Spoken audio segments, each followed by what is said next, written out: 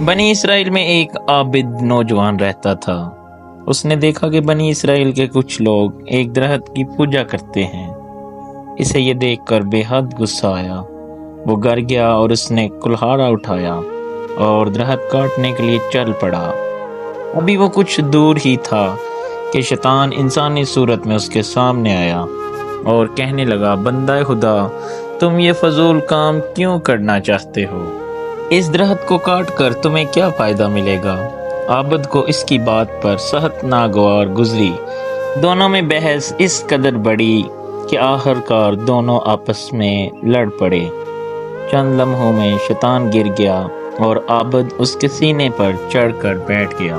شیطان نے جب اپنی شکست دیکھی تو کہنے لگا، ہم دونوں آپس میں سمجھوتا بھی کر سکتے ہیں، تم اس درخت کو نہ کاٹو، اس کے بدلے میں وعدہ کرتا ہوں کہ روزانہ 2 دینار تمہیں دیا کروں گا، اور وہ دینار روزانہ تمہارے سرانے کے نیچے مل جائیں گے۔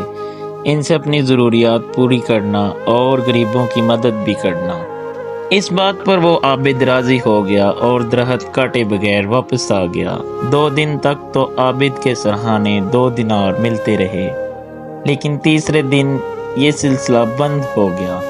عابد نے کچھ دیر انتظار کیا، پھر غصے سے بھرا کلہاڑا لے کر درخت کاٹنے کے لیے چل پڑا۔ راستے میں پھر شیطان کھڑا نظر آیا۔ شیطان نے پوچھا، کہاں جا رہے ہو؟ عابد نے کہا کہ میں یہ درخت کاٹنے جا رہا ہوں۔ شیطان نے کہا، میں تمہیں ہرگز درخت کاٹنے نہیں دوں گا۔ وہ دونوں ایک بار پھر آپس میں لڑ پڑے، لیکن اس بار شیطان نے عابد کو چت کر دیا اور اس کے سینے پر چڑھ گیا اور کہا، اگر تو نے درخت کاٹنے کا سوچا بھی تو میں تجھے جان سے مار دوں گا۔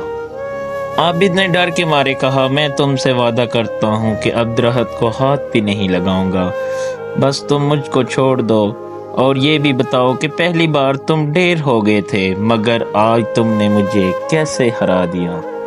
تو شیطان نے کہا کہ پہلی بار تم خدا کی رضا کے لیے درخت کاٹنے جا رہے تھے، اس لیے میں ڈھیر ہو گیا، کیونکہ میرا بس ان لوگوں پر نہیں چلتا جو خلوص دل سے اللہ تعالیٰ کے لیے عمل کرتے ہیں، مگر اس مرتبہ تم اللہ تعالیٰ کے لیے نہیں، بلکہ اس دفعہ تمہارا سارا غصہ اس لیے تھا کہ تمہیں دینار ملنا بند ہو گئے تھے، اس لیے تم ہار گئے اور میں جیت گیا۔ تو دوستو، کیسا لگا آپ کو شیطان اور اس عابد کا واقعہ؟ اس طرح کے مزید اچھے واقعات کے لیے میرے چینل کو سبسکرائب کر دیں۔ شکریہ۔